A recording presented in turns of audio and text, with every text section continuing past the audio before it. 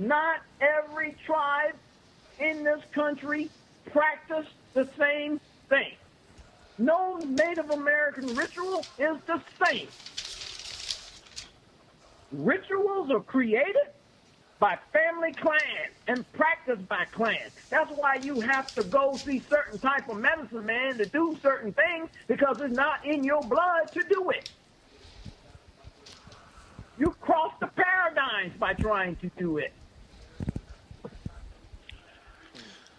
Chief, this is why Europeans feared what they called in the West, and it was practiced in the East as well, the ghost dance. Because you're waking up the ancestors and they don't understand it. Why do you think there was a rush to convert everybody to Christianity? Convert to my religion so I have your mindset. If you don't, here's the Bible in one hand and the gun or the sword in the other hand. But the Native American tribes that survived really wasn't the ones who converted to Christianity. They ever died, or they continued to live in the wilderness and in the swamp. Most of them, folks don't want to hear it, didn't go to Oklahoma. They ended up into the transformation of the Negro and kept their practices. Then they start calling them voodoo workers. Well, that's fine for an African. I'm not African. Rick, you had a question for the chief? Yes, I did. Chief, I can remember, a child that you're breaking up on me.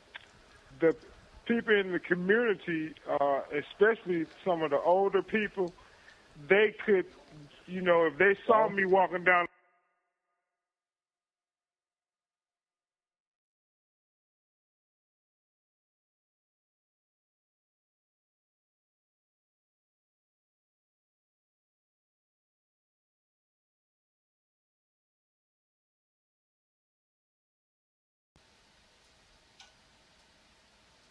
Chief, you there? Yeah, I lost you guys, man, for some reason. Well, he'll call back. We just got kicked off the air. I don't know what that was. Just everybody it went down. But Chief, the menstrual cycle of the female, could you elaborate on that some more? Because this is what I mean about how we don't know anything about ourselves. We don't know about the things that keeps us alive. Rick, I'm sorry about that. It was that was just a technical glitch that we just had. Forgive me for that. Could you, Chief? I'll get back to that question. Rick, go on with your question. Yeah, and I can remember that they could just look at my face, and just by the bloodline they could tell, who I was and stuff. Do you think? Why do you think we've lost that ability, to do that? Because I can remember it. We lost what's? Rephrase the question so I understand what you're asking me. No, I was saying how when I was younger, most of the people in the community, even if they didn't know you, they could just look at you and know who you were. Because we kept certain traits in our family. We had dignity. You could look at a family and tell by the way someone walked who was his mama or daddy. You could look at their forehead and tell who they come from.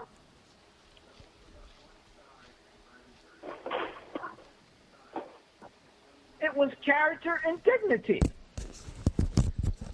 Your family did certain things, and they did them a certain way. And those were your traditions, and you kept hold of those traditions.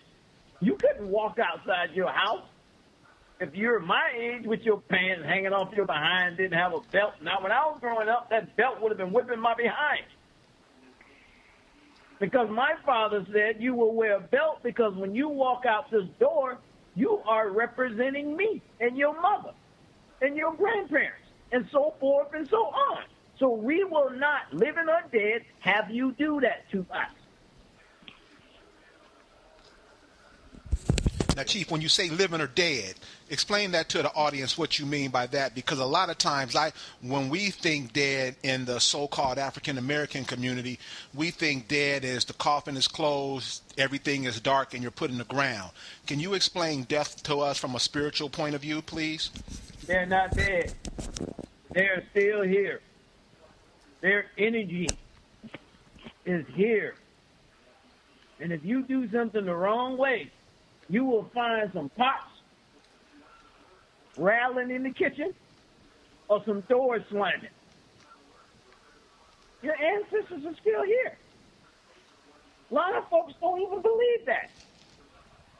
I can remember one time after burying one of my grand aunts and coming back from the funeral and sitting down in the house, the TV stopped going on and off. I was like, oh, well, Mary's back here with us.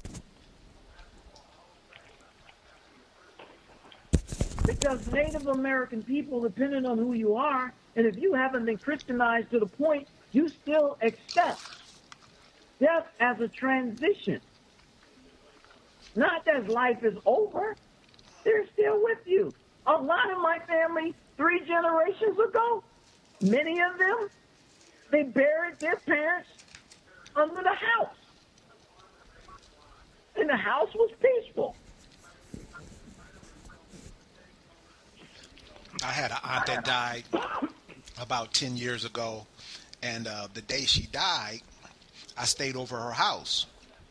I was coming to town to see her and to stay with my cousin, her daughter, and so, all the condolences were coming in, and we were up to about midnight.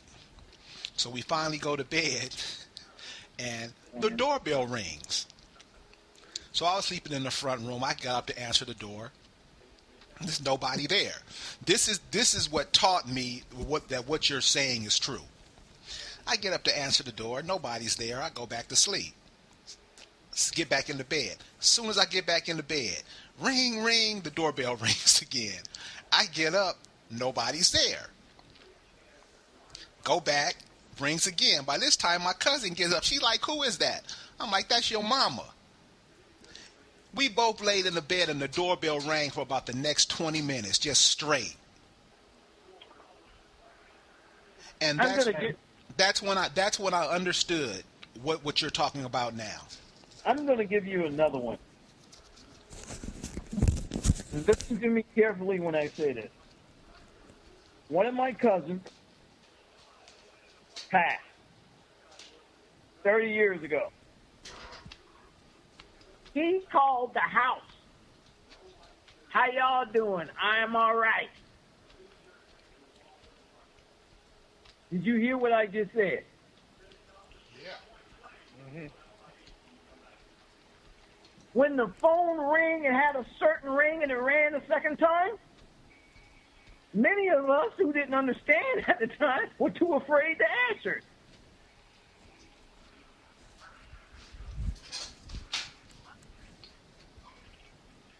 They are still here.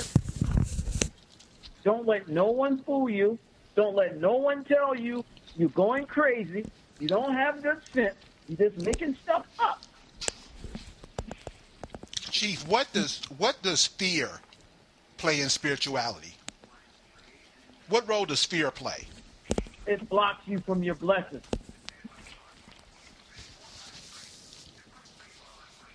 I was never taught to fear God. That never was in our ideology. It was to love and to embrace. Well, Chief, could you explain to us, could you give us what is God? Because a lot of us think it's God is the guy on the Quaker Oats box. So could you, from a Native American standpoint, what was God, or how was God explained and disseminated? In our belief system, as it was taught to me, in the household. Now, I'm going to take you on two dimensions. One, I was taught God is in the mind, which means I am a God. The other God, the Great Spirit that is looked upon as God, those are the ancestors.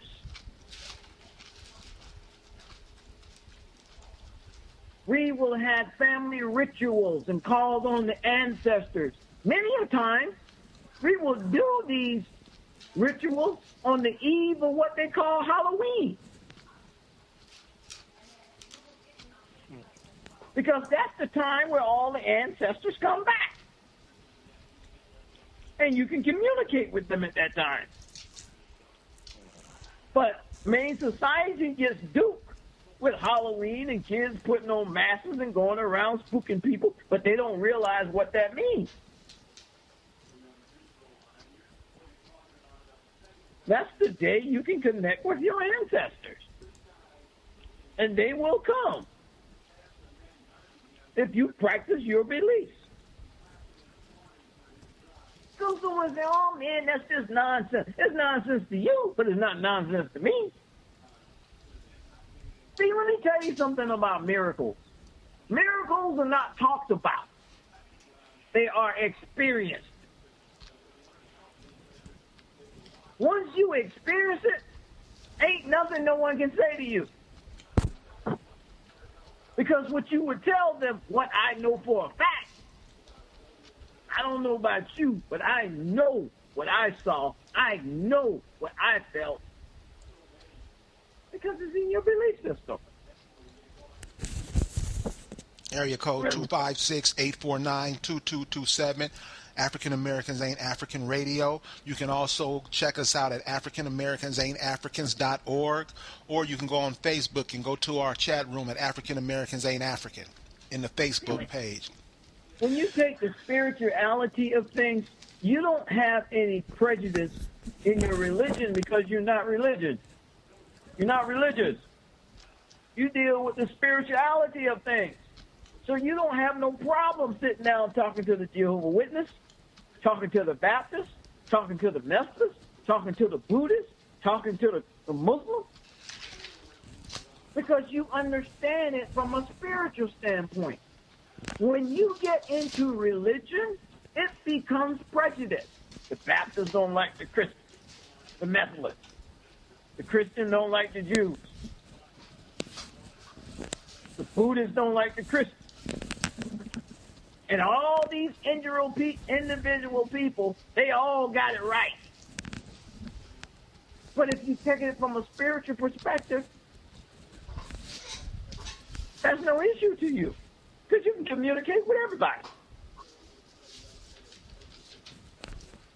Callers, any callers on the line have any questions?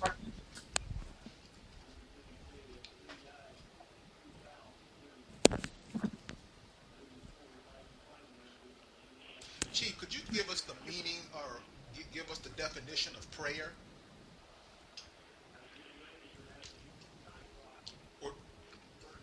Review prayer. You don't beg God for anything. You visualize it in your mind. You profess these things as you already have them, and they will come unto you. People pray and don't know what they're praying about. They're not using the words of the universe that resonates on a certain vibration or frequency. B is a spoken word. That is the problem with the English language, because when you are in your indigenous language, you know how to connect to your gods, your God, or your ancestor. And I'm making myself clear. Crystal. People calling on stuff, and they don't even have the right language to know what they're calling. My Aunt Laura would do something called chant. She would chant. And she would chant A-E-I-O-U. In school, they give us that as vowels. But from a mind philosophy, we are taught you're calling the God within you. So you chant A-E-I-O-U, A-E-I-O-U, A-E-I-O-U. And you say words that are positive. My father never said he spent his money. He said, I got to go to the store and circulate some dollars. Because if he said spend, it never came back. So he said circulate.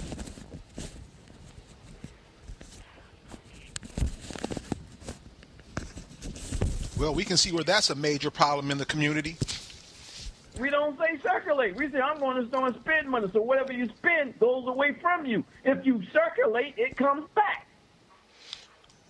Well, Chief, you must have been out of circulation for a while, because now we don't even say that. We just say we're going to make it rain.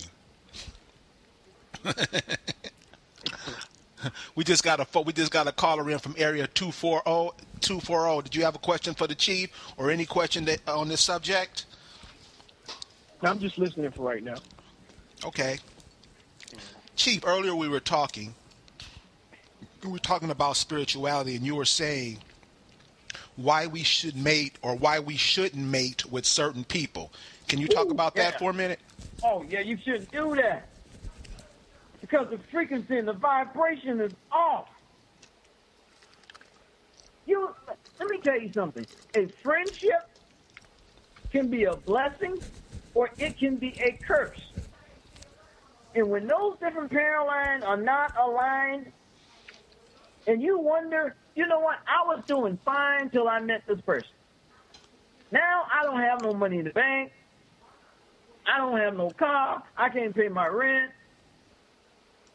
But you're not looking back to saying, okay, this sex is good over here. But you're not prospering. So this person, from a spiritual standpoint, has taken a level of prosperity away from you, and you're overlooking it. Because the two of you have hit the threshold. And if you don't get that toxic person away from you, you won't continue to prosper. You will self-destruct.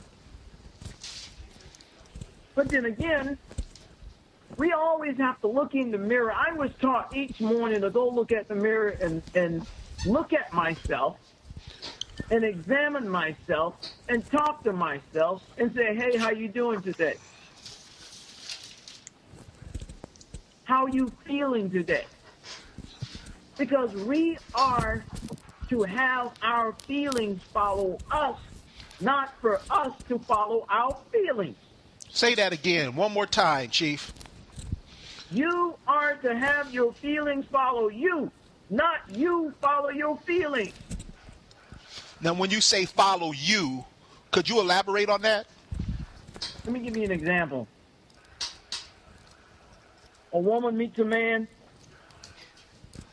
don't do enough assessment, put her feelings first, make herself vulnerable, turn it into sexual. Now she finds out he's a burden. He has bad credit or no credit, can't get a job or don't want a job. So she's being controlled now in the bedroom through sex. And you wonder why a lot of these women have these no good men and always complaining about men are no good. Look what you subject yourself to. We have choices. So they put their feelings ahead. Now they are following their feelings. I love you. You love him, but you can't afford to love him. Or he can't. materialistic things. It shouldn't be about materialistic things. But if you have a certain lifestyle, or you need to maintain certain things, and you have put your feelings in the midst, and your feelings are driving you to this person, and they are not a benefactor to your life. You have placed your feelings first. Now your heart is in the way. I love him. So because you love him, you sacrifice all this other crap that goes along with him or her. That is what I mean by following your feelings, and rather than have your feelings follow you, because you tell your feelings what to feel.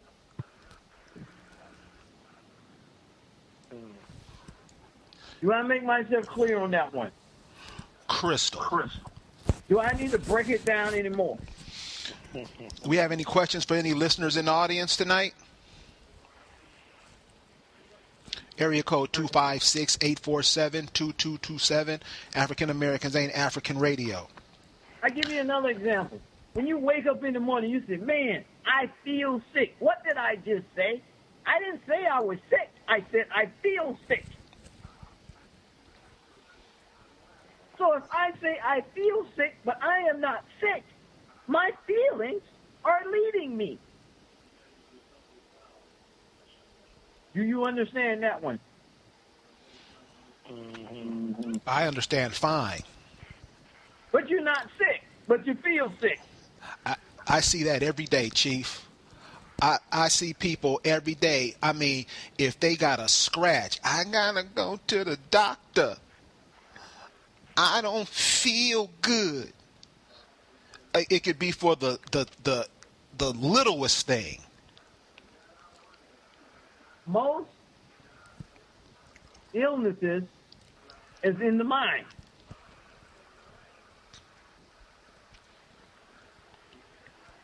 There was a song, My Mind Playing Tricks on Me, or Playing Tricks on You. Ghetto Boys. Yeah. It will play a trick on you if you are not careful. It's called the Matrix. That's why you have to be very careful with what you read, because reading is a part of your diet. You have to be careful what you're listening to. Elaborate on that, Chief. Elaborate on that. Elaborate on that. What you read and what you listen to is a part of your diet. Why do they say it's food for thought? Because you're feeding your mind. You're feeding your mind. And if you feed your mind filth, you will think filth. If you feed your mind things that are what they call the heaven, will be of heaven. You have to be careful with watching TV. If you see a headache commercial 3 times a day, guarantee you, you're going to have a headache. If you are not careful. Chief, talking about commercials and TV and stuff, TV watching is probably the biggest activity that the so-called African American participates in. What kind of problems are we getting from the television and these programs, other than the commercials telling us that we're sick, because they have so many images coming across the TV that make us look like plumb idiots? What is that? We're being programmed. Your learning shouldn't come from television. I remember when you and I were small and we used to watch the news, there was no news commentators giving you their perspective of opinion. You got the news the way it was or the way they saw it. Today's news, people give you their opinion. You don't get the facts, which is very bad for your thought process if you are not a thinker or a person who chooses to reason. Chief, let me interject here. So would you say when the TV is on, all thinking activity is shut down? Exactly. Why? Because the TV is thinking for you. And could you explain how that's done? Because I've tried to explain this to a few people, and they just didn't get it. So so we normally have our own thoughts, and we have our own, we're daydreaming, so to say, but we have our own thoughts that are coming across the mind screen. When the TV is on, it seems like that is shut down, and like you said, now we're being bombarded with what's coming across the screen. What does that do? I give you a prime example. If you are not a thinker and a person that reasons, if you see a McDonald's commercial 10 times a day, you're going to want some fries. You're going to want a burger. Then you will go get that burger. Because of what? Because what you saw on TV. Rarely do you find people who can reason beyond that because they really don't realize what is going on. If you are a person who likes to get high, sitting down in the house thinking, watching Friday, seeing Chris and Ice Cube, man, I'm going to get me a joint. He goes out, finds a joint, and he gets high, all because he saw it on TV. There are weeks I go by in my house, I don't even turn on the TV. I read books. Because it's part of my daily bread. It's part of my diet. Chief, Chief, I want to ask you, Chief, I want to ask you, what about the effects of the music? You know, like the lyrics, the music. You know, it's how it affects the mind and stuff like that. Could you elaborate on that? Have you ever heard of? They did an experiment called 528, and 528 deals with the frequency of love throughout the universe. Now, if you listen to the blues, my baby gone, I can't pay my rent, my truck broke down, but I'm going to make it. That's a sad sound. So what type of mood that puts you in? Because of what you were listening to. Open up my door. And many a time you catch yourself and you say, man, turn that off. I can't listen to that song. Too sad. You have to be careful in the church with some sad songs because they kill your blessings. Oh, Lord, I'm trying to make it. Why don't you just make it?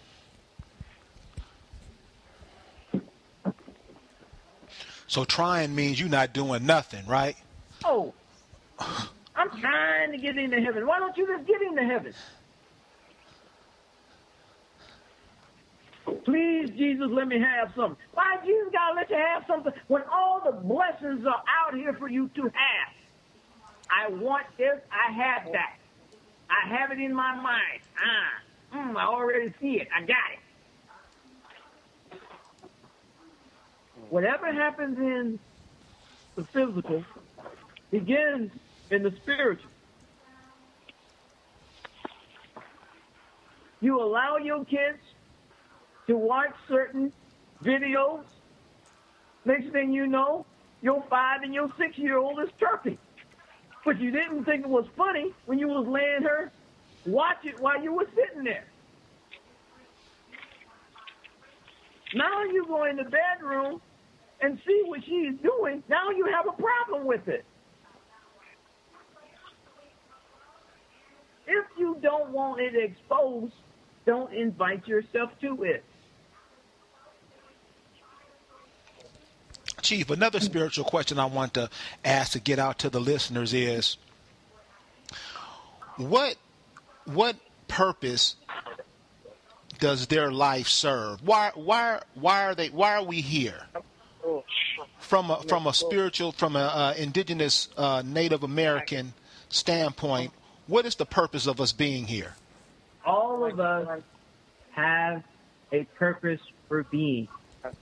And when you don't fulfill your purpose for being, disaster happens in life. I give you an example.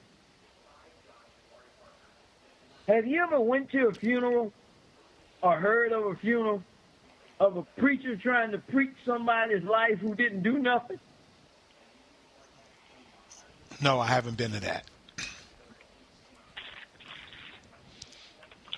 Look at it this way. Let's say a man lived 60 years in his life and did nothing productive in life. Yeah. His family is sitting here in the church, and the pastor's trying to preach a good word. But the family knows he didn't do anything. Life is wasted.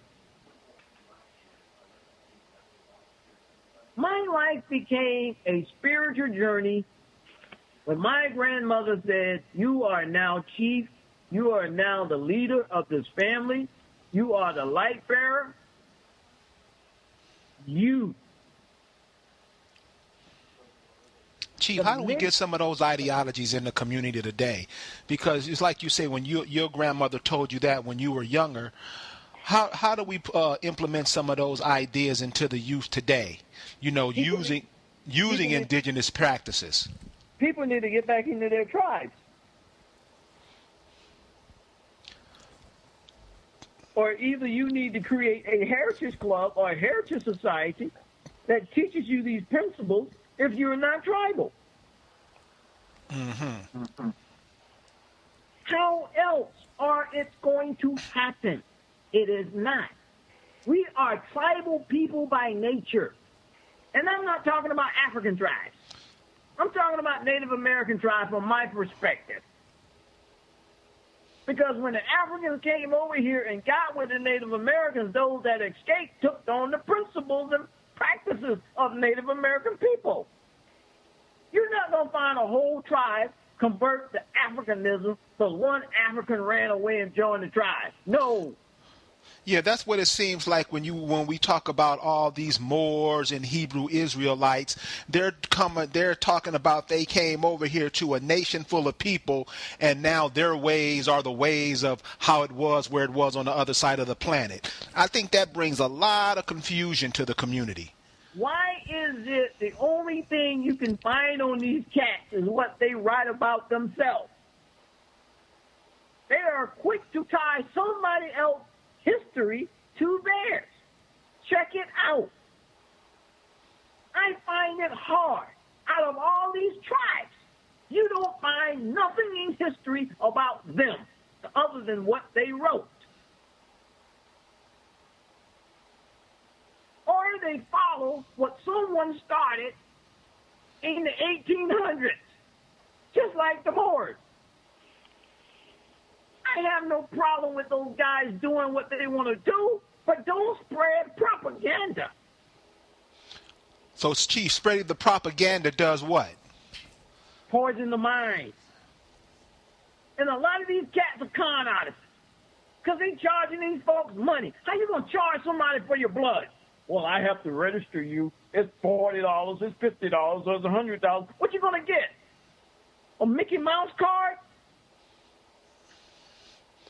Donald Duck? Some of these guys are so stupid. Don't hinder me. Let me explain something to you. And I'm going to set the record straight on this. My family, when my grandmother had her celebration and we invited someone else in, we invited them to the celebration because we thought they were indigenous people of the descendants of an event that happened a long time ago. And they were not.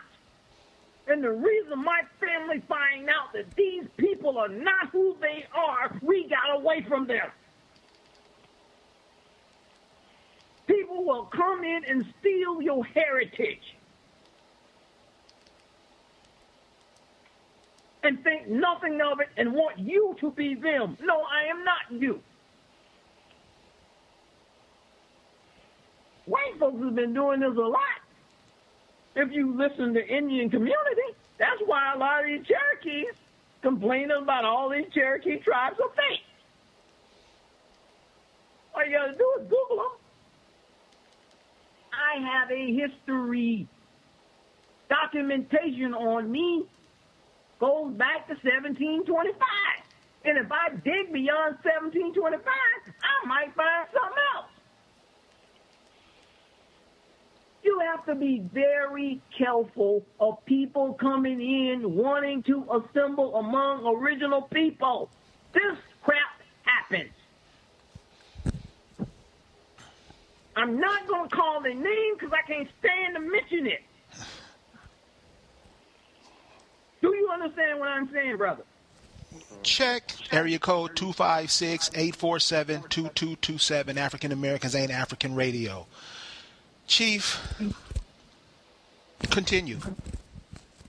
So you have to, what we have to do is get back to our ancient ways when it comes from a spiritual standpoint. My great-grandmother, Ethel, she didn't have no lights. When I was small and we had to go stay with her, she lit the candle at night. I said, Grandma, why are you doing? Because night is for sleeping and day is for working and prospering.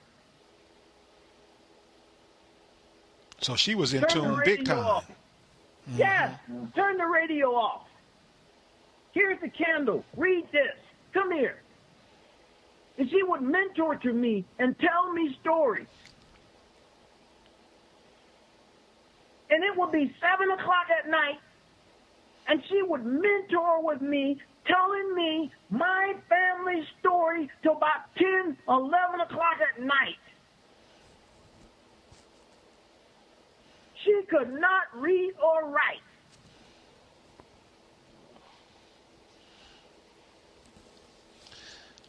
Chief, when we look, go ahead. Chief, when we spend the majority of our time watching TV, listening to these sounds that they call music, it's not being productive. Yeah, but what does that do to us? Like, say when we're sleeping, okay, let's say you're laying in the bed, and the TV is going on all night long while you're laying in the bed. What does that do to the spirit, or what does that do to the God within you? Radio frequency going, magnetic flowing. Nighttime should be spent for dreaming, resting.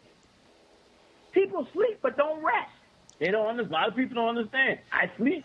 Are you resting? It's not the same thing. Could you tell us the difference? The comprehension level of our people sometimes just make you say,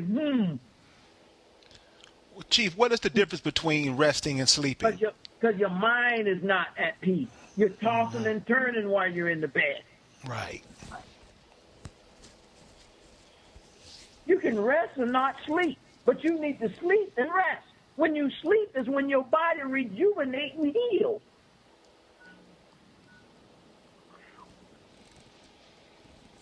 Any callers have any questions for Chief? I got a question. Go ahead. Chief, so I'm sure that that you know your family history pretty well. I mean, you've been talking to us about it ever since we've been having you. Let me say this. I'm going to let you continue. My ancestors made me drink my history. I drank it. I ate it. I had no idea. 40-some years ago, they were preparing me for today. For some reason, they knew I would be the one. I didn't ask for it. They gave it to me. And when my mother gave it to me, my ancestors gave it to me as well. Well, all Langley, you think I have pictures on my website? Can prove it. I took a photographer out there to take the pictures. They came to me in the form of a ghostly image. I took a medium with me. And the interpretation the medium said to me, you need to learn your own language because they don't want to communicate through me. Oh, but that's just far-fetched. That don't have. I am telling you, if you are Native American, your ancestors who have been wrong through time will communicate with you to make things right.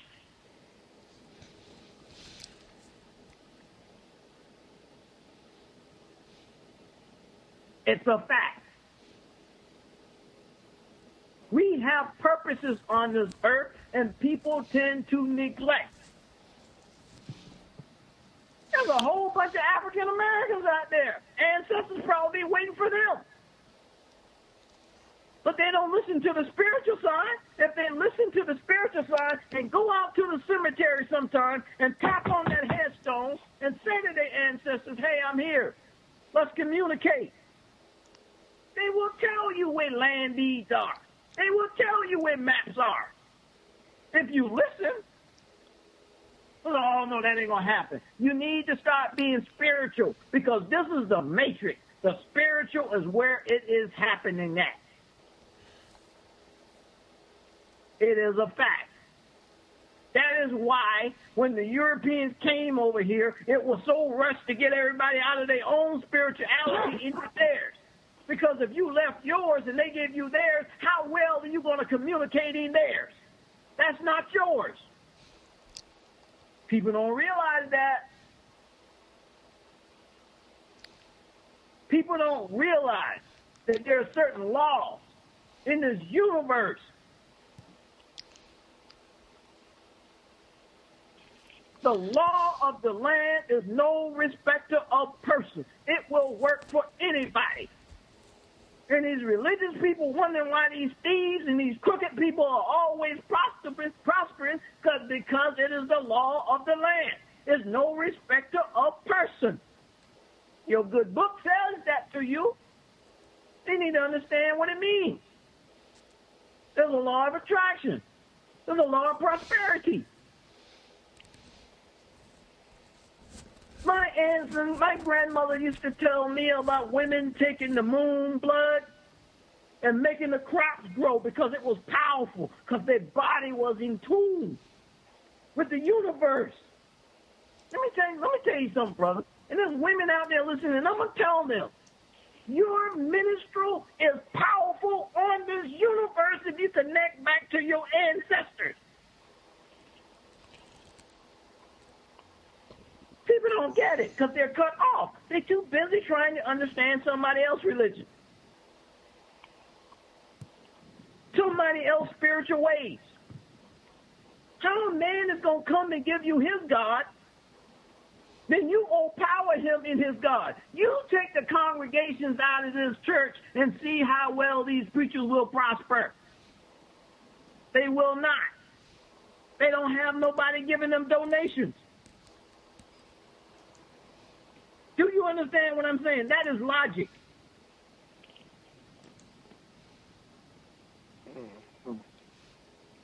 And I'm not bashing pastors. I'm just talking common sense. We need to get back to our own spirituality. That is where our solutions are. So, Chief, what do you think our allegiance is to the earth, you know, being what it provides we for us? We do not own it. We are only custodians of this earth. We can't sell no land because we don't own no land. That's Europeans doing that. And many of us have adapted those European principles. People have to forget it. There comes a time when slavery is over. And when slavery is over, you need to learn and go back into your own. I ain't telling you to go out here and don't live with lights no more. I ain't telling you to go out here and don't drive a car no more and use a mule. That's not what I'm saying. Your spirituality, you need to go back into that. You need to find that. And when you find it, you will find that you are in sync with who you are, and you have the abundance and the blessings of the universe.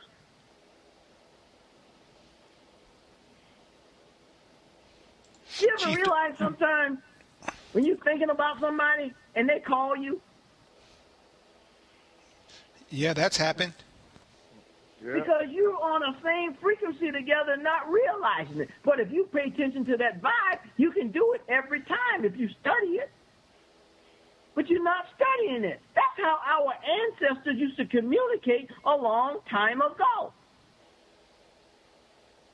But the different foods that we're eating now has cut off certain talents that we used to have. A mother would, that's why some women sometimes now know, women, they know when their child is in trouble or their child is not feeling well. She don't have to be around her. You can be in another state. Your mother knows something wrong with my baby. Oh, that's just a mother intuition. You better recognize intuition. First eye.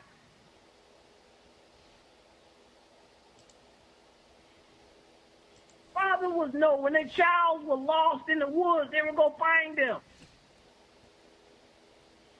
That is in us today, but we don't practice that because we are following what somebody else has given us.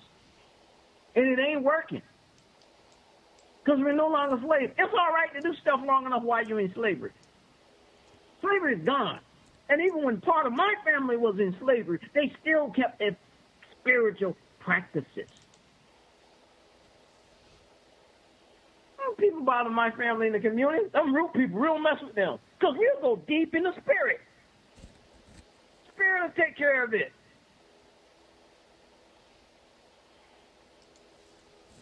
Area code 256-847-2227. African Americans Ain't African Radio. Chief, yesterday you sent me a picture of some hot springs. Yeah. Where you are. Yeah. Could you tell us the spiritual significance of a lot of these hot springs? I give you an example. When I was small, my dad, we used to go out there all the time. And in those days, kids would have what they call chicken pox a month. People would come from miles around to dip their kids in the pool. And in one day's time, those mumps went away. Those chicken pox went away. That water is very high in sulfur. You know what sulfur smell like? Yeah. But the smell has nothing to do with the taste. But all the minerals in that water heals the body. It is a fact. Now, we don't let a whole lot of people out there because what you do with your source ground, your holy ground, you start letting everybody out there, you got a problem. What's the problem? It becomes saturated. That's just like spells and rituals. Well, this spell ain't working. How many people using the same spell that you're using? No wonder. The waves are saturated. Spells and rituals are created through the mind. And with you connecting with your ancestors. You don't have to follow everybody else. It's what you believe.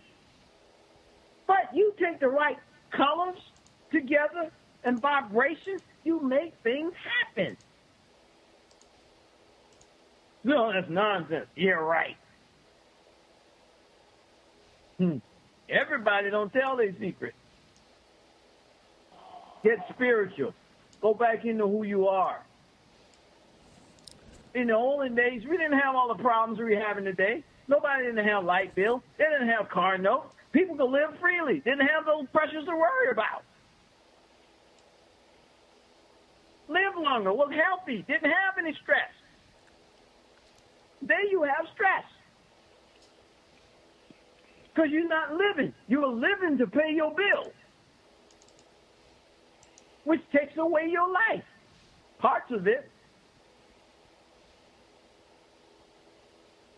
Then we get so caught up sometimes today in solving other folks' problems. Your child won't pay his bill, so you worry about it. He's not going to worry about it. He can run back to mama or daddy or run to his brother. No, I didn't create it. You did. You handle it. People use other people to solve their problems. And people today need other people so they can solve problems for them because they think they're getting blessings. No, you asked for that. We need to sit down and do a self-analysis of ourselves and our families. We need to write our own Emancipation Proclamation. You need your own Constitution. Many people are too afraid to sit down and write things by themselves because they know if they start writing things about themselves, they're going to see some lies they done told. But you need to do a self-examination of self. But they are afraid of their own self. Why is that, Chief? Because we lied so much. You lived long enough that you told the lie yourself that you believe it. But when you look in the mirror and look at your soul, you know who you are. People need to do self-diagnostics on themselves. Maintenance. Write down about yourself problems you have. Then write your solutions. Why are you afraid to look in the mirror and take a pamphlet and a pen and write about yourself? If you don't want no one else to tell you, you need to do self-maintenance. That's why we are three people: body, soul, and mind. Chief, today in America, why are so many people depressed? Problem. Don't know how to solve them. No longer thinking. No longer reasoning for solutions. All of these things come to play. What would you say the greatest distraction is for all that? Why we're so depressed? What keeps us being depressed? Why are everybody on all these medications? I'm gonna ask you a question. What causes people to have high blood pressure? Is it always what you eat, or is it always what you worry about? Yeah, it could be your thoughts. Exactly. So why aren't now a lot of women these days don't want to cook? A lot of men don't want to cook. My mother would cook and sit in the kitchen and talk to the food. I said, Mom, what are you doing? I'm talking to it. You have to talk to it. I'm giving it love. And that was a good meal. But if she was in the kitchen angry, Daddy never ate. We didn't eat because we didn't want none of that food because it had anger in it. This is all spiritual. If you don't believe me, make your old lady upset and have her cook and eat it and tell me how it tastes. Don't believe me? Try it.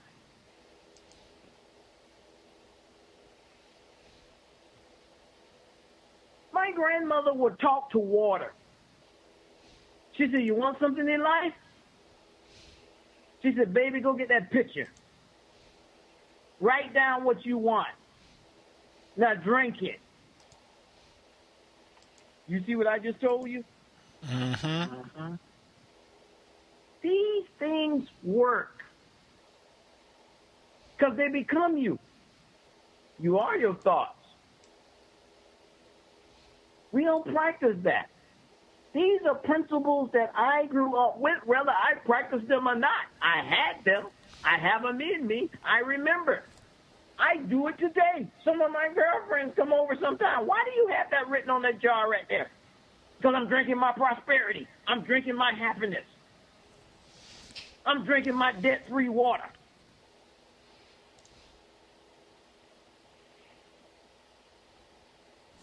Area code Here's 256. my spiritual meal. You know, people don't realize. Mom used to tell me how to make a spiritual meal. Get you some mushrooms. Get you some onions. Get you some red pepper. Get you some garlic. Mix it all up. Eat it. Man, you have energy out of this universe. Go to the doctor, check your blood pressure. Man, your immune system is high. Oh, yeah, look what you're eating. People don't realize our foods are formulas. If we combine them together, that's why they have ingredients. That's why they're called ingredients. Don't take my word for it. Check it out. Start making your meals in the form of a formula. I'm going to mix this with that and that. And go Google and see what each one of these ingredients are and put them together and watch the results. We've gotten away from that because we're not taught that. Chief, could you explain the what fasting does to us spiritually? Purifies the thoughts. Purifies the pineal gland. So you can be intuitive. If you want to find any answers to any solution, go fast for about 20 days. Drink nothing but water. Whatever illness you have in your body or you think you may have will be gone in 45 days if you fast for 45 days. Water heals the body. The body operates just like the universe. It is the same thing because there's a universe within you. Don't take my word for it. Try it. If you got diabetes, go on a 25-day fast with nothing but water. You will get sick. You will struggle. But at the end of that 25 days, you'll be strong as hell because your body's going to rejuvenate. People spend more time believing what doctors tell you, but they forget one thing.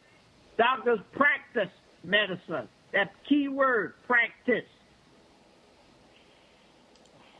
Where do they get the herbs to make these medicines? Either they get the original herbs that are in the woods, or they grow them, or they make synthetic. If you read the labels, you will see what this stuff is made out of and go out in the woods. Old men used to come see my grandfather because they couldn't get an erection. He would go out in the woods and get something called coon root. And he would mix it with ginger and let it set and put some bee honey on it from a beehive and mix it and let it sit for about 3 days and put a little bit of green alcohol in it and give it to them. And they're walking around the next day as if somebody has stuck a ruler in their pants. Do you understand me? Chief, do you know of any other foods or herbs or anything that's good for the spirit? Cayenne pepper.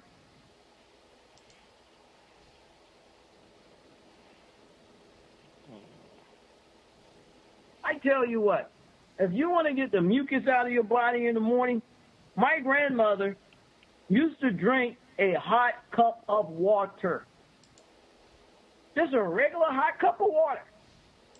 No coffee, no tea, plain hot cup of water she will sip every morning.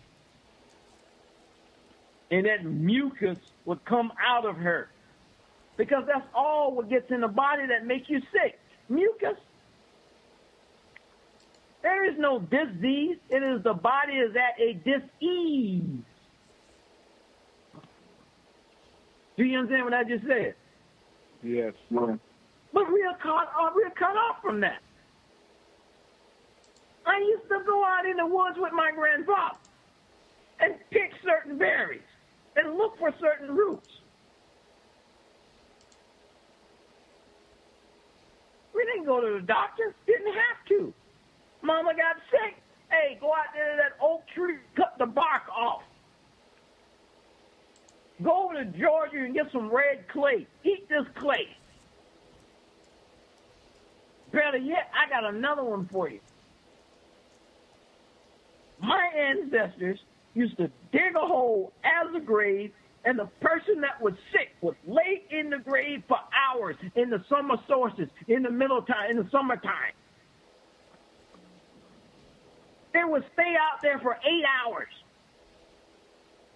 When they dug him up, he had more energy, and whatever was ailing him was gone. It's a fact. Well, I ain't gonna go out there and dig in the hole again. Well, how you gonna say it's false till you try it? But then again, you have to believe in these things. Because you're talking about a spiritual people who have a belief system that they believe in these things. If you don't believe in these things, how are these things going to heal you or bless you? You have to have a belief.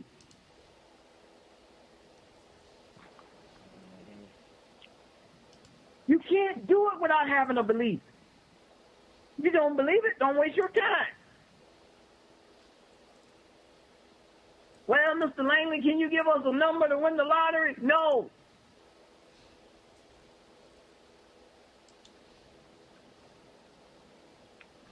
Area code 256-847-2227.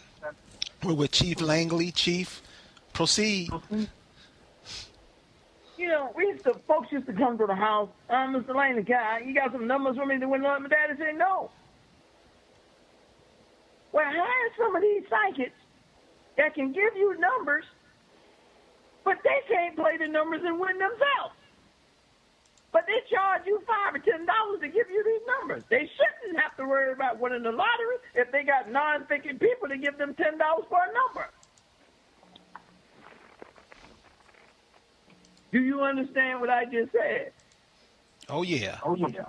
You know how many people get caught up into that by not thinking? And just by chance, if you believe in those numbers, it may happen, or it will happen if you got enough belief system in it, because the vibration of the universe will make these things happen if you believe. Key to faith is believing. Believe. 1. Be fascinated is 2. Attract yourself to it. 3. If you're sick, you tell yourself, I am healed. I am well. You can sing yourself back to health if you use positive words, because these words are vibrations. You over to somebody's house, they playing the blues all the time, just cut that off. I can't listen to that. Music vibrates you. It resonates you. There's a harmony between man and music because it is a vibration. You go back and start listening to some of these Native American songs that most folks don't understand, you find yourself getting in tune with it. Oh, yeah, I'm feeling that because it's resonating with you, because it's of you to listen to. The other drum beat don't work for you.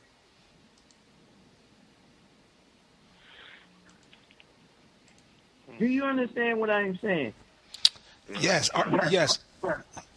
And I'm only speaking from my experiences. Go ahead. So Chief, what about like the family practices? You know, like the graces. You know, like the holding the hands and all that.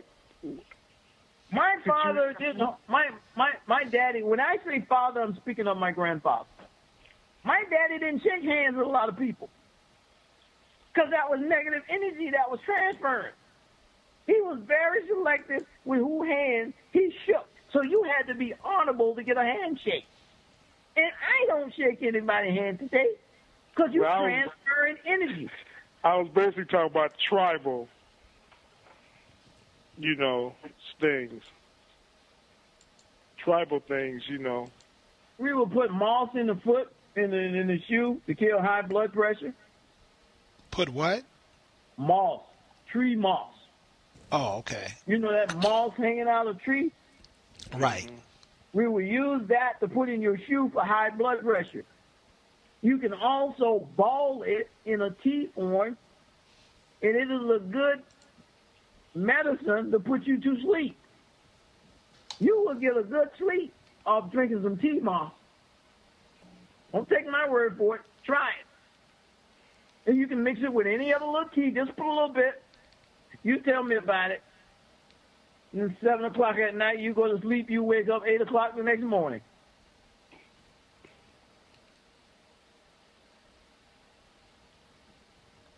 Chief, as a community, what are some of the things that we can do as communities, the few of us that are listening when we go out into our communities, what are some of the ideas and some of the practices that we can share with the community to start getting deeper into some of our spiritual practices?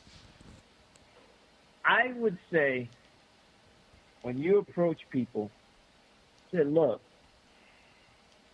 how well is this working for you? Why don't you try this?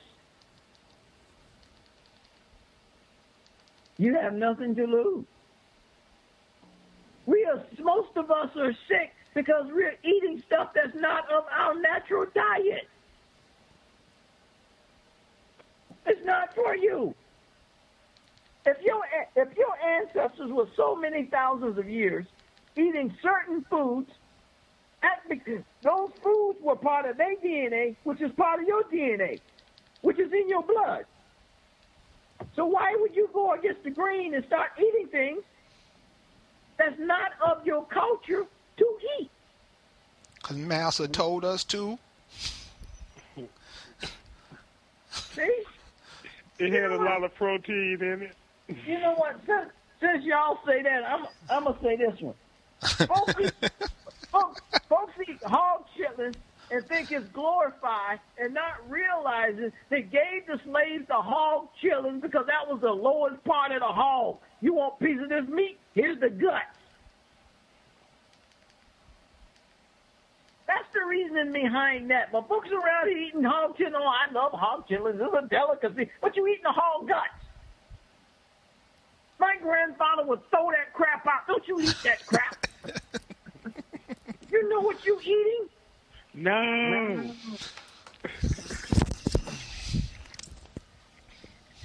I used to go to some of my cousins and they cleaning hog chitlins, but they would never eat them. They were cleaning them for the neighbors to come by and they give them to the neighbors. Saying the neighbors be lined up for them, huh? You know. Any of the callers any of the callers listening, do you have any questions for Chief Langley? I can only speak, and when I speak on this, I speak from my experiences. And what a lot of people do, they go around the other Native American tribes, y'all did that. No, we don't do that. They don't do that. People are different. Tribes are different. Basic practices that all tribes had when they were in the East Coast, they changed after European conquering. Those that went to Oklahoma, they don't practice all of the same thing because now they got a mixture of Scottish and Irish and other tribes up in there. So those who remain back, they practice things their own way. You don't find no Holy Ghost dance in Asbury AME Church. You find a ghost dance. Things are different. Colors are different. All Native American tribes don't use the same colors. But if you watch TV, you think, okay, all right, going down to East Coast powwow, they look at you like you're crazy. But we didn't do that. People have to learn the heritage and realize what you see now, a lot of it is Hollywood. It's not fact. So someone asked me a question the other day, Langley, why are all these white folks in tribes today? I said, well, I'm going to give you a question and something to think about. And don't take this as being racist, but I'm not being racist when I say this. This is basic common sense. And this is it. How is it that Europeans came in conquering in the 1600s, want to kill off every Negro Indian or Indian? Now those same people are Indians. Something wrong with that. Here, 100 years ago, you didn't want to be these people. Now you are these people. I have a question. It doesn't add up mathematically.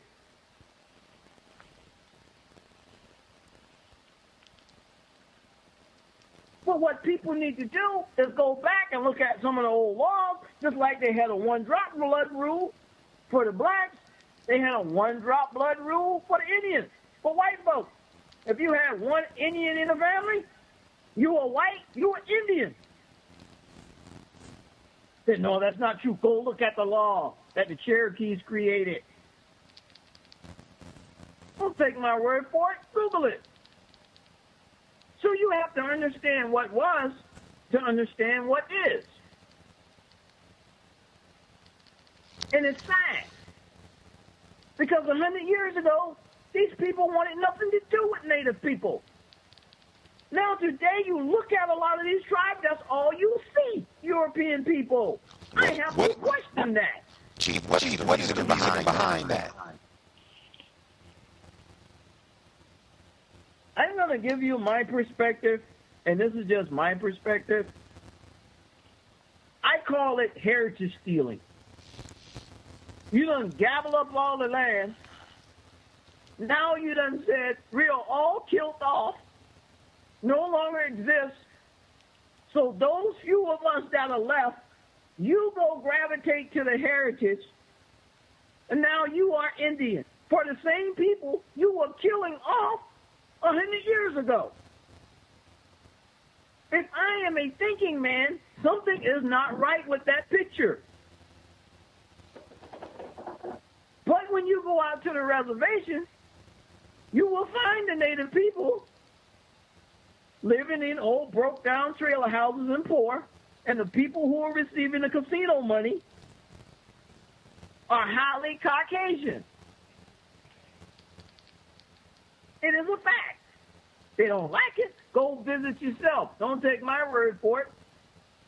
Because those families that own those casinos, those are clans. Most of them. So the money don't filter down to the original people.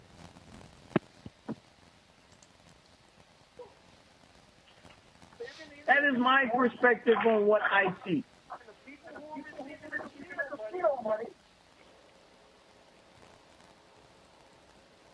Are there any questions from any of the callers for the chief? Hey, this is Mosaic. I was just calling in. I've just been listening on the other side. Actually, what he's saying is true with regard to them heritage stealing. That's what's actually going on around the planet, though. If you look at the Aborigines of peoples of many lands, they just actually have been replaced. You know, there's all different type of programs they call it, but that's happening everywhere when it comes to, you know, the brown peoples of the planet. That's why sometimes, you know, I say look at us as a whole.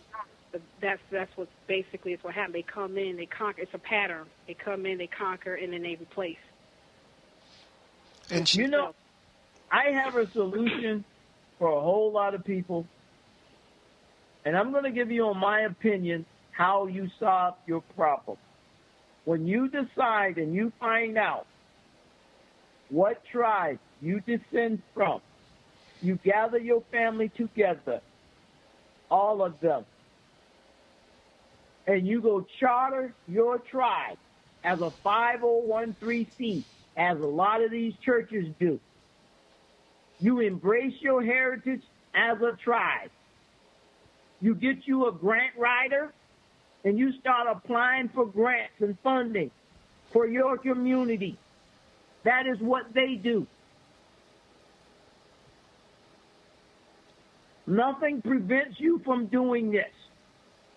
It is a fact. That is the best way to embrace and start relearning your culture. Chief, one of the things that I've noticed in the so-called African-American community as far as culture goes, we're always quick to dive into somebody else's culture. But when we look around our communities and see what's going on, we see what you see on the Indian reservations, straight poverty. One of the things you talk about are these casinos. And one thing that a Negro loves to do is go to Vegas and go to all these casinos and give away the money. And what you're saying, in reality, we could be the beneficiaries of these funds. Of course you can. You have family reunions every year. That is your tribe. Organize your family. Pick a tribal council, because you already got a council for your family reunion board. Pick your elder, who you feel who would be fair across the board. Designate him as your chief or your tribal leader or your chairman. Organize. Nonprofit organizations go after community grants. If you're strong enough and got enough educated people, grab your family together and go to your city council and say, this is what we want to do. We have organized as a tribe. Can we work together? Let's establish a community block grant and work together. Build yourself a community center. People are always looking for money from outside, and they have money among themselves. It is a lot easier to get $1 from 1,000 people than it is to get $500 from 2 people. Do you hear what I just said? This is basic common sense. Quit gravitating, wanting to go to the other side. They don't want you. They have already established they don't want to share no wealth.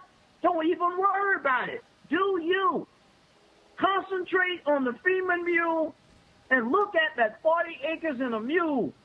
I guarantee you, if they hadn't burned those records in North Carolina, trust me, a whole lot of issues would have been resolved. The past is gone. Structure your family, because all a tribe and a clan is family members or people who live within the community among them. Organize. Take advantage of your family reunion. Next time you have one, do your homework. Say, you know what, y'all? We will no longer call this the Johnson family reunion. This is who we are. This is the Man-Nucket tribe, or whatever tribe you descend from. That's what they do. Don't take my word for it. Google it. Look up some of these tribes in the state and see what they're registered as. 5013C nonprofit organizations.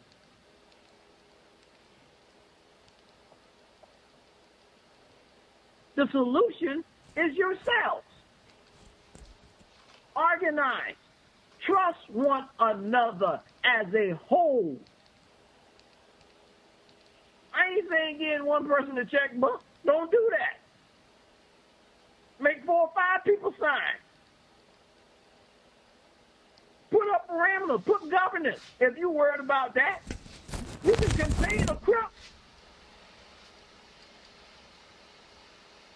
That is what you have to do. That's what they did a long time ago. Do it again. Reinvent yourself back into who you used to be. It's not hard. Some folks will say, you're not a tribe. No, we are embracing our heritage. We are a heritage society. That's what you say to them, and don't worry about it. Say that again, Chief. Embrace your heritage. Create heritage society. That's what you do. That's your family. So that's basically why we have a lot of confusion and non-unity going on in the community now, because of just what you said. If we were a community, a whole lot of things could be done if we were a tight-knit group, huh? If you go back into your tribe and set your governance, you will solve a lot of your problems. you won't have any problem. People don't understand the concept. It takes a village. What village were they talking about?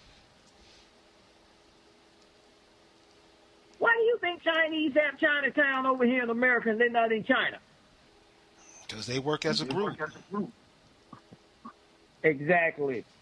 In America, in Chinatown, embracing their Chinese heritage and culture. They created their own bank. They said, well, we can't have no. Yes, you can. Get your family together, recreate your tribe, and go establish you a credit union. Some of y'all got 500, 600 family members. Some even got 1,000. That's enough people right there. Plan, go start your credit union with your family. Go get you a credit union charter. Well, we got to spend $10,000 for it. Okay, you got 1,000 people. Each one of them come up with $5 or $10. You just solved your problem. Folks are not thinking collectively as a whole. That is what you should do. People need to start doing something called thinking and reasoning. Because it's not about you as an individual. It's about you as a whole. Of all of you, tribes were whole. It was about the tribe. It was about the nation. That is what people need to do. I got out of hand and did something. It wasn't Ruby Langley's child. It was the Langley, and it was the Yuchi. That Yuchi boy over there. Come out of these old names and go back into your name, who you are. Remove the mark of the beast off your forehead, as your Bible talk about. Remove it. Now, when you say mark of the beast, Chief, what do you mean by mark of the beast? Somebody else's identity. That's the mark of the beast. That's the mark of the beast. Any of the callers on hold have any questions for Chief Langley? I had a question, but I didn't want to change the subject. It's about it's a genealogy question. What's the genealogy question? About the birth certificates and the. Since you have mentioned that, birth certificates was not issued until 1940. So you won't find no birth certificate on your family beyond 1940. You have to go by what is listed on the census. Marriage certificates. White folks only got marriage certificates in the 1800s because they made them so expensive for other people not to get them. And if any African Americans got marriage certificates in the 1800s, your ancestors were slave owners. If they have what kind of certificates, Chief?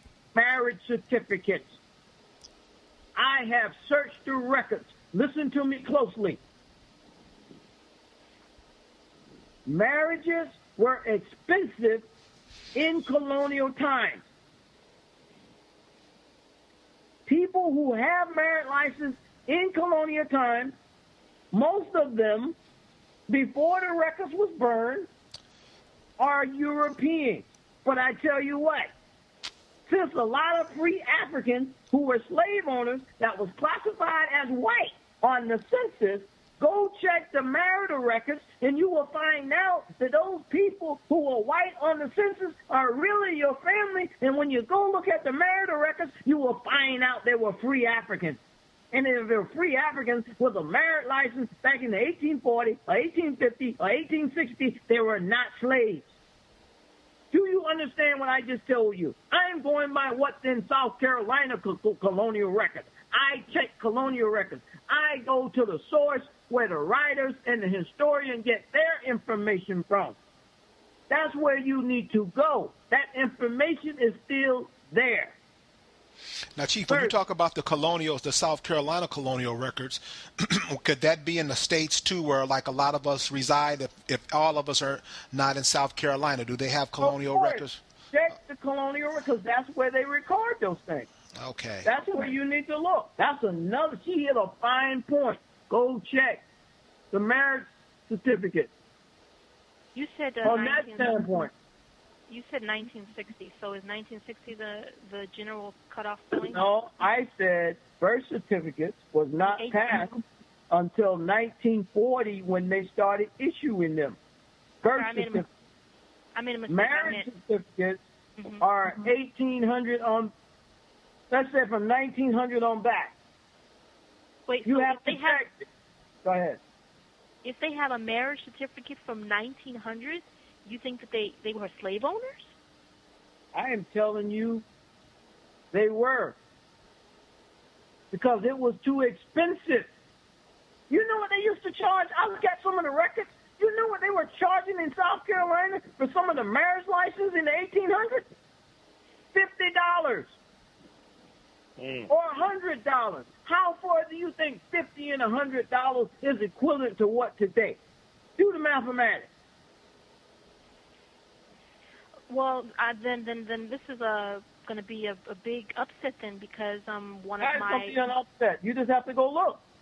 Well, an ancestor people all along this line all say that they were slaves, but they were married.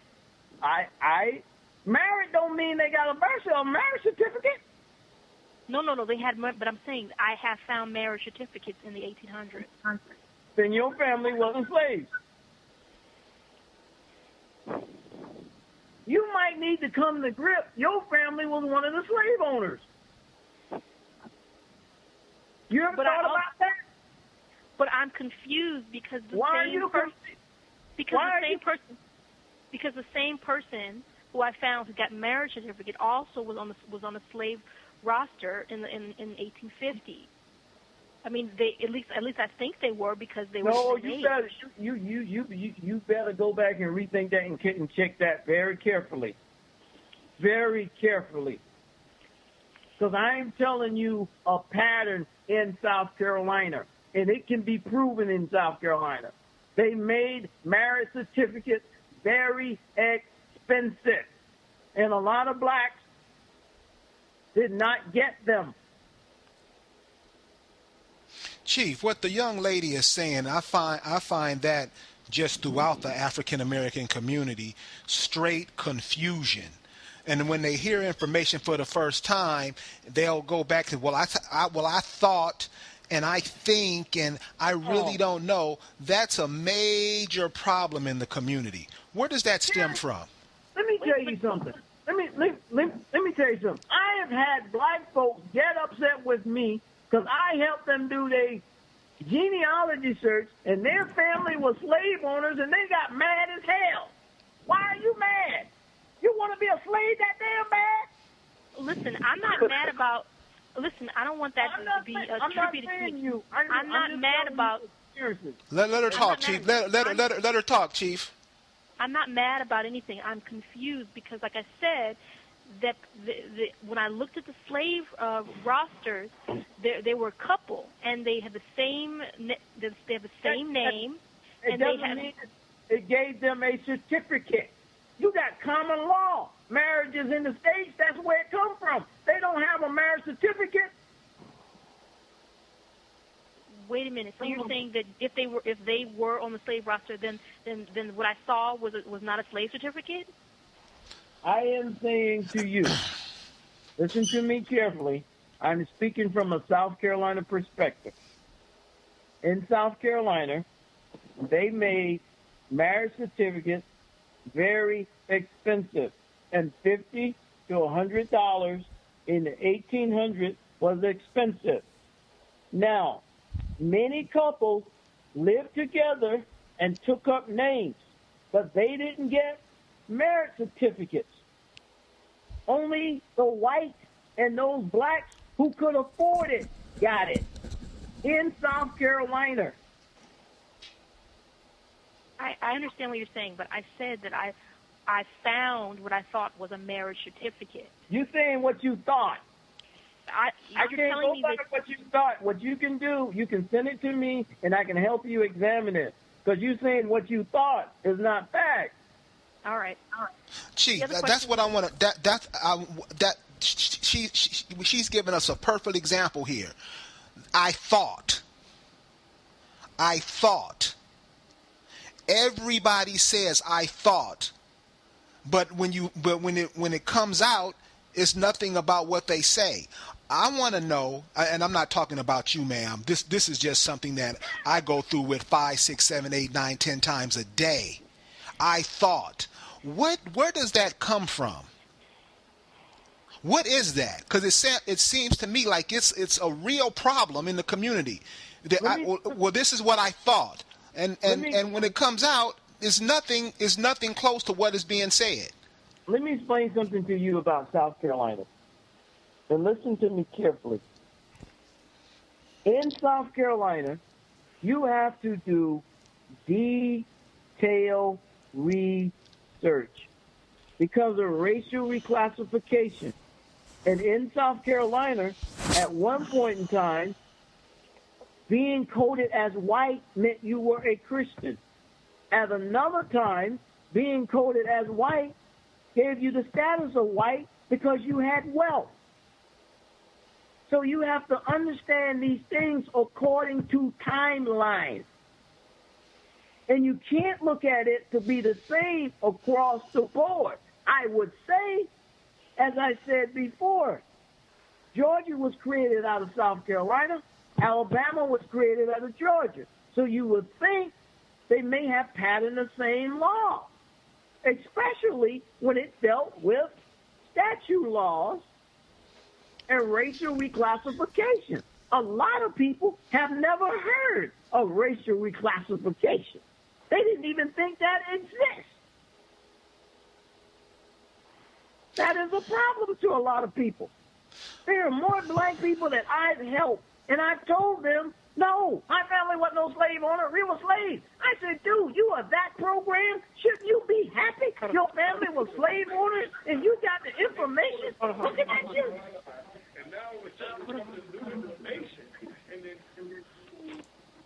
Okay, could you tell me about the death certificates? Can I interject? Okay. Go ahead. Death certificates? Yes, could you tell me about the death certificates when they were issued, because I was looking for those. I can't tell you exactly. I think those might have been issued around 1935 or 1945. I can check exactly because that varied among states. Now, what I would do when I get off this call, I will look that information up and send it to you. Chief Langley, could you give the people your contact information? It's heritage at srbuttribe.org. You know, I had a cat came to me and told me his mama had a Social Security number in 1800. I said, no, they didn't. They didn't start issuing those things till about the 1950s. But I thought... Can I interject something? Yes. Go ahead. This most weird. Okay, I just want to give kind of like the feminine side, because we have to have, in order for us to be balanced, we're balanced, we're masculine and feminine. I understand about people thinking, and I mean, I guess, it's easy to laugh at that stuff, but we still have to have some sensitivities and realize that people are lost, and people have been lost a long time. So what people think and stories that they've been told, they cannot help that. It's like I have stories that was told to me. We're all trying to search, and we're all trying to look for our past and find it. If we just have to have some patience with each other. There are some people, of course, are going to be asses. Okay, fine, we deal with that. But people are generally coming to you with, these were my thoughts because this is what people told. We do have to have some consideration of a counseling spirit that people are going to come to you and be devastated with, that people will be devastated with new information because this is something new. I mean, and I don't want us to scare people off and cut people off because you never know who you're cutting off. I mean, I've learned so much from people along in my path because I'm humble to listen, but I'm glad that somebody didn't just cut me off because I had the question and not to poke fun at me because I don't know. We can just do better than that. Thank you for adding the feminine energy. Thank you very much. We just need to have a little more balanced view. That I understand y'all have a wealth of information, and trust me, we are hungry. I've turned a lot of people onto this show, and I've known Carrie for a little bit, So, I mean, but I reach out because I want to reach out and teach one and reach one at the same time. But we just got to try to exercise a counseling spirit, realizing that people are coming to you from hurt places, and if they're asking questions, they already have been awakened to ask. So we got to respect the ancestors are awakening these people that are being brought to you. May I retort? That's why I said, send me the information, and we will look over it. And that's why I asked the chief, what is this spirit where we are always thoughting? Because I wanted to get it out there because it's a major, what is it? What is it that we never think, we always thoughting? And I want to get that out there because it's a major problem. And I just want to get the problem over with. It is not, I told the young lady when I was explaining it to her, it's nothing against you. I understand where you're coming from. I was there once too. But we have these problems and we keep trying to pat it on the back like a baby when that's not the way it's supposed to be. We are out here being slaughtered. And I know that. Yes. I work with children. Okay, I know what's happening to our people. Yes, ma'am. So when we're out here, we have to find the answers to these problems that are keeping us being slaughtered. And just keep putting the nipple to the mouth, it ain't going to do it. But it's not, sir, bro, it's not real. Come on. First of all, I'm thug with mine. Because people know Mos Lyric in the community, from Hebrew Israelite community to Moors, I will throw it down on any Negro coming with some bullshit. That's just me. But I'm a soldier for truth and for righteousness. However, we still have to be balanced. It ain't about the nipple. Sometimes you got to you take the titty out the mouth. I got you on that. I'm cool because I can go there too. I can be rough around the edges. But the counselor spirit in me is still saying if somebody is coming to you, that means the ancestors have already answered, have already woken them up. We need to respect the ancestors in this because they have awakened these people to come to you. Well, that's all I'm saying. I know what you're saying. You're absolutely right. I agree with you. That's why when it comes to dealing with people, I can tell spirits, those who are out to trick. Because me and you be on the same forum, and if I see them dudes come up with some bull, I don't have I don't bite my tongue. I'll go head to head with them, and I don't have a problem. And I'm a female, but that's how my daddy raised me. I'm not a poop-butt female, and I'm not a crybaby, but I still have a sensitivity and spirit for the people. I'm just saying when people are coming to you, that means the ancestors are already waking them up to come to you. Because we're in the minority. Let me give you an example. Let me give you an example, Mos Lyric, so you will understand where I'm coming from. There's a church in front of me, and the minister for the past 10 years have been screwing the children. Okay. His own kids, the kids in the church, the kids in a daycare that he owns. So this is why I brought the question to the chief and to the audience. Why didn't anybody say anything? And all these kids have been ruined, have been dogged out in their life. You know what the assistant, whatever, deacon or whoever it is over there, because I asked him, I'm like, this has been going on for 20 years and nobody said nothing. You know what he told me? Well, I thought, and so let me finish, please, because when you talk, I let you go. Go ahead.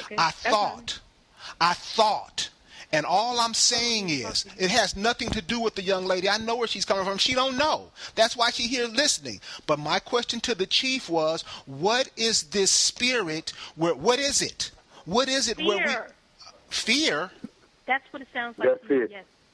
Yeah, but I agree with you because sure, I got the same sentiment when my man with the muscle shirt was over here messing with them young boys over here at the church. Black people don't realize if you had walked out of Bishop Eddie Long's church, you would have sent vibrations through the universe because you stood up and said, no, we're not going to have pedophilia in our church. And then you had a Jewish man who came in and put this man up on a King of Kings seat with a scroll telling you the king of kings, and knowing that you're doing ungodly acts and rituals with these young boys. I agree with you 100%. Why didn't them black people walk out? Why are you still there? Y'all talk about the Catholic Church all your life, but here you are sitting here with a pedophile who advertises his slinky body with the lip gloss and stuff on. I've been saying for years that he's fruity. So I feel what you're saying. You're absolutely right, Carrie. I'm not disagreeing with you. I was speaking more to the sister who was coming to the table, who obviously her eyes are open with some sin.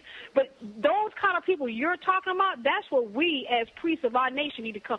That's when their hands get cut off. See what I'm saying? That's a whole different thing. That's when we as a people had to deal with them with the sword and say, okay, no, and stop holding them to the carpet and not being afraid to say, yo, some pedophiles. No, but what I'm saying, most is this, and it's just it's like it's not a person.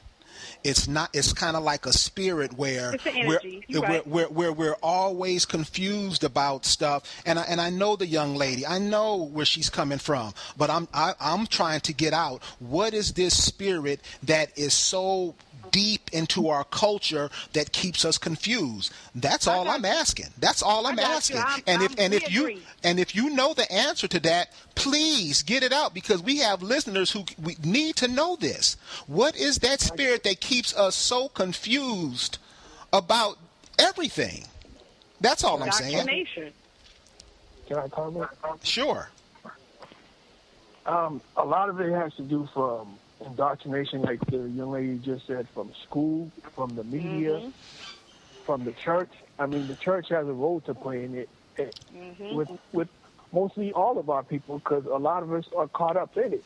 So whenever someone introduces you to something that's completely new that you've never heard of, your first reaction is, where does this stem from? I never learned this in school. I never learned this on a History Channel. I never learned this on the news. They never told me about this. Okay, but and this is just from my.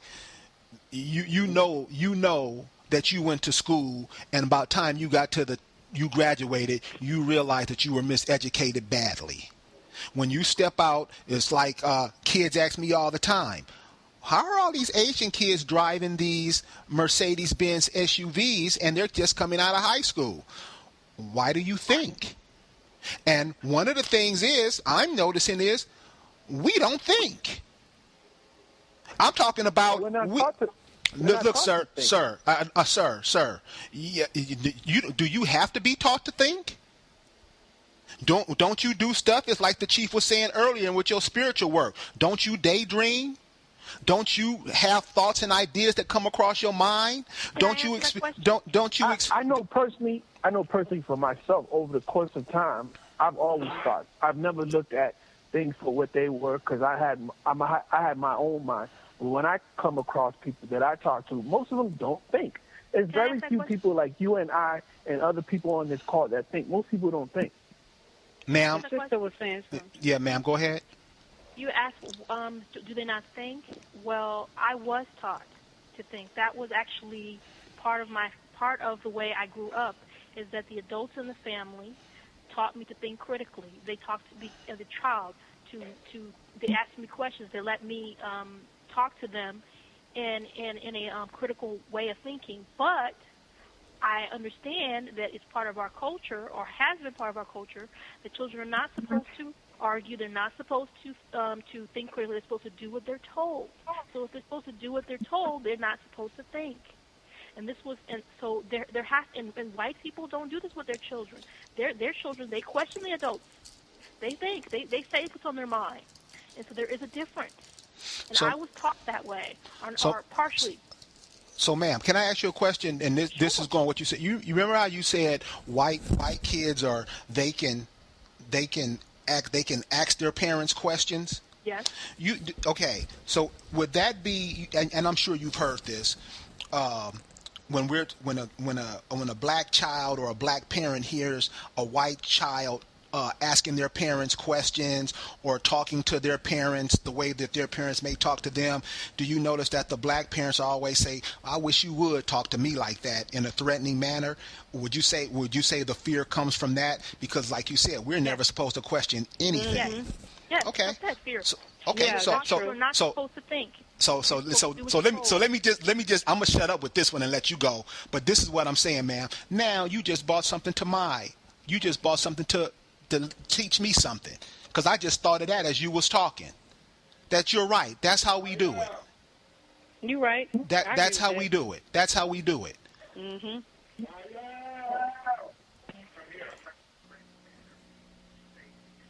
Hello? Hello? Yes? Who am I speaking to? Can you call in on the other line, because you're not in on the rest of the call? I just got you on another line. Chief, can you hear me? Yeah, you're not on the other line. So can you calling from I'm trying to get you into the conversation, but I can't because you're calling from another number. Okay. Okay, can you call back from a number that other call? I got to go to it now because okay. Hello? Hello? Yes? Excuse me, ma'am. I'm sorry. Chief, you there? Chief, you there? Hello? Sorry about that. Sorry about the mix-up, guys. Hello? Okay, I'm back. I'm still here. All right. Sorry about that, guys. I'm going to give you an example, and this is how I look at things. If we're in a court case and someone is being tried, the court is not going to deal with, can you hear me? Yes. The court is not going to deal with, well, I thought I saw him or her. So with South Carolina, because South Carolina has omitted history, and you have to do detective work to find stuff. You have to, when I'm approached, I try to get as much information as I can, because the information that I go by is the information that has been given to me. So you have to be precise, or you send the information over and you take a look at it. But I can honestly tell you, it shocked me that the number of people was upset that they were not slaves. So that goes back to that thought that goes back to that thought thing, right, Chief? Yeah. It's just what we've been embedded with. Can you imagine what that would do to freedom of mind? You find out that your family wasn't slaves, they were slave owners, just because slavery was bad, but you were on the other side of the equation, and you start looking through books, and you go back into colonial records. I did one family, and come to find out, their great-grandfather was a banker in Beaufort County.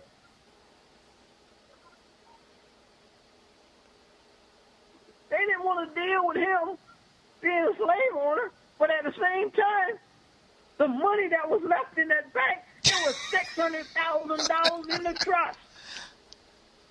They didn't want that, huh? No, now they want the $600,000.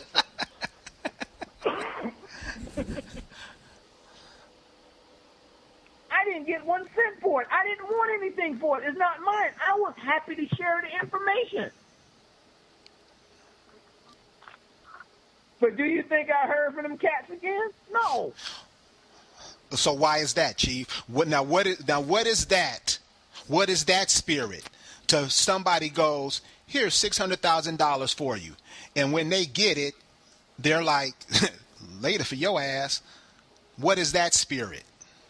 I ain't heard one single thing. Greed. Exactly. I'm not mad with them. Right. Are there any other questions from any other callers? Or something that you may want to interject, or something that may be helpful to the community? I'm enjoying that. I would like to. Go ahead, sir. I would like to interject something in relation to what the young lady said about fear. You know, when I went to my family, my name is Carlos, by the way, and when I went to my family, and started trying to even ask questions. I invited some over so we could all sit down and have a nice dinner and discuss our history.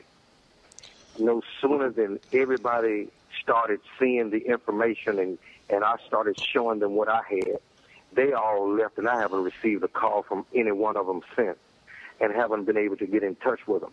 So it's almost like I've been ostracized for even bringing up the subject. So how do you deal with people like that when they don't even want you to even be concerned with it or even bring it to their attention? So how can you build a band? I give you an example. I rarely go to family reunions of extended families that rehab, because rehab the tribe and then there's family reunions. But we don't always go to family reunions because we have the tribe. So we always meet each other. But I go to family reunions. Now, I went to a family reunion one time, and I said, because I have all of the family information. Now, many of them don't want me to talk. Why? Because 2 generations back or 3 generations back, y'all got the same grandmom and daddy. Now you and him done got 5 kids together. Why is that? Somebody told you you wasn't kin, but you was a different set of people? What you have to understand, Carl, is that a lot of the old people know that they done married their cousin, and embarrassment comes into play, and they don't want it out. Yes, yes. But what yes. I always say, that wasn't my fault. Just don't do it today. But they did it. This is common in the South. Trust me. Very well common in South Carolina and Georgia. Because I got 750 family members, and all of them, 3 generations back, 4 generations back, 5 generations back, share the same grandmama and granddaddy. Do you hear what I just said? Luckily, none of the kids come out cuckoo, and it might be something a little off. I don't know. From what I've seen, there are none. Anything else anybody want to add? Thank you, Carlos, for that. My husband had a question about the Negro slave owners. What's the question? He had a question about the slave owners. What about slave owners? What happened to them? Were they incorporated into colonial life, or were they were they property taken? So what happened to them? I'm going to answer that question from a South Carolina Civil War perspective, okay? South Carolina Civil War perspective. Sherman came through, burning, raiding plantations. Slavery comes in effect. 1870, South Carolina reconstruct. Along with Reconstruction, there's an uncle called Jim Crow. And this Jim Crow said, if you black and you're colored and you're Indian, you own nothing. You can't read, you're not going to school, you're not doing nothing. You slave owner, I'm going to give your property to the slaves that you had. You're black, you ain't owning nothing. That is what happened in South Carolina. So, Different in a lot. Tennessee. Say again? It has to be different in Tennessee because I have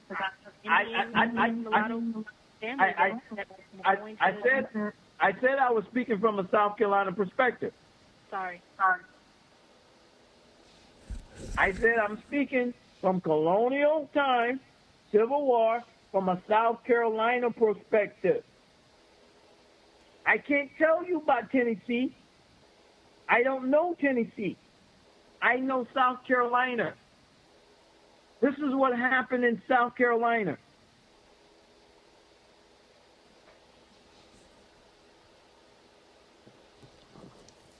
Anybody have anything they want to add before we close down, before the Chief's final words?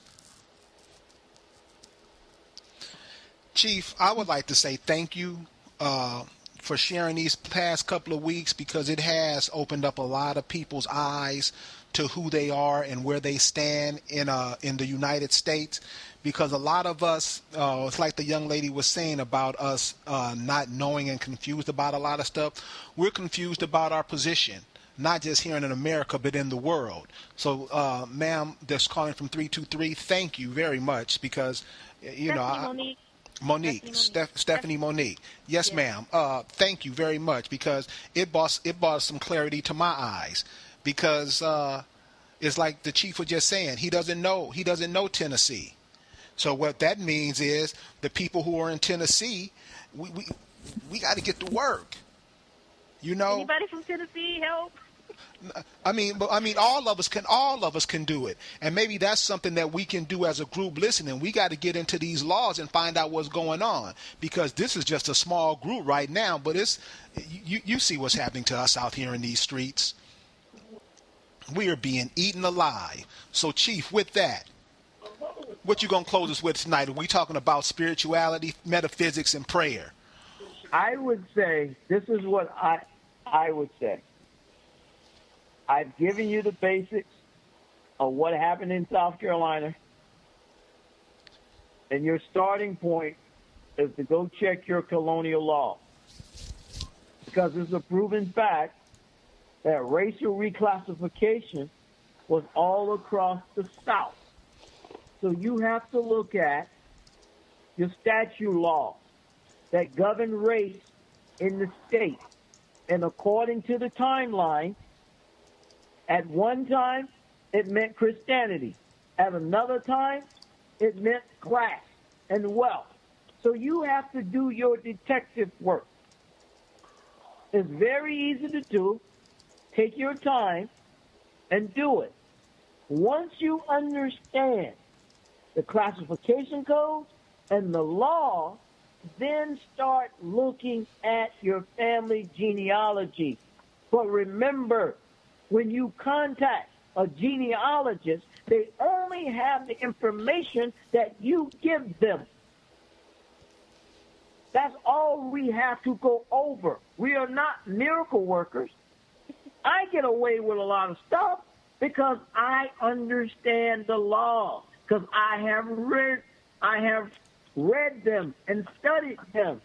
A lot of genealogists not going to do that because they didn't come up through Indian slavery, so it doesn't apply to them. That is what you have to do. This is a detailed assessment. There's no thinking. There's no thought. You have to be detailed and check all these documents out. Your family may have changed their name. They may have purposely did it. That's why you need to deal with the 5-year census and the 2-year census. That is what you have to do. If you get in a problem along with the law, give me a call. Chief, give your information again, please, so they can have it, because I'm sure I'm sure that people want to find out who they are. And let me tell you, I met this brother just a little while ago, but he has sent me and my sister on a trip, and my sister, she wasn't even into this. And it has flipped her wig all the way back. So, Chief, give them your information one more before we close out. It is heritage@srbuttribe.org. Also, the Chief has a class on Saturdays and Wednesdays. Contact me at info@africanamericansaintafrican.org. I'll get you the information. He has a little class where we can go and he just giving information I think would be beneficial to everyone. Hit me up at info@africanamericansaintafricans.org, or hit me on Facebook at African Americans Ain't African. I'll get you that information. Before we go, is there anything anybody want to ask before we get out of here? How do you search those? How can we find you on Facebook? Oh, sorry about that. How do you find who? Chief or you, the host? African Americans Ain't Africans. Okay, thank you. The chat room, African Americans Ain't Africans. Just go ahead and, friend me, and I'll let you in. But give me a call, and the classes that he give, the information that you got tonight was just a smidgen. And ask questions, and always ask questions. And again, ma'am, I didn't mean to sound. I know sometimes I can come off a little harsh. That's not my intent. I'm just, every time I walk outside my doors, I see these young brothers out here, and they it sickens me. So if you have any questions, please don't be afraid to ask questions. We love to hear questions. Anybody else? What is your name, sir? Excuse me? What is your name? My name is Buck Weiler. Okay, thank you. Mm-hmm. Anybody else have any questions? Well, listen, thank you guys for joining us tonight. It was a great show. Most Lyrics, Stephanie, Carlos, Rick Moon, thank you for all your input. And Chief Langley, man, we got to see you again next week. Yeah. Thank you. Okay, and you guys have a good weekend, and we'll see you next time.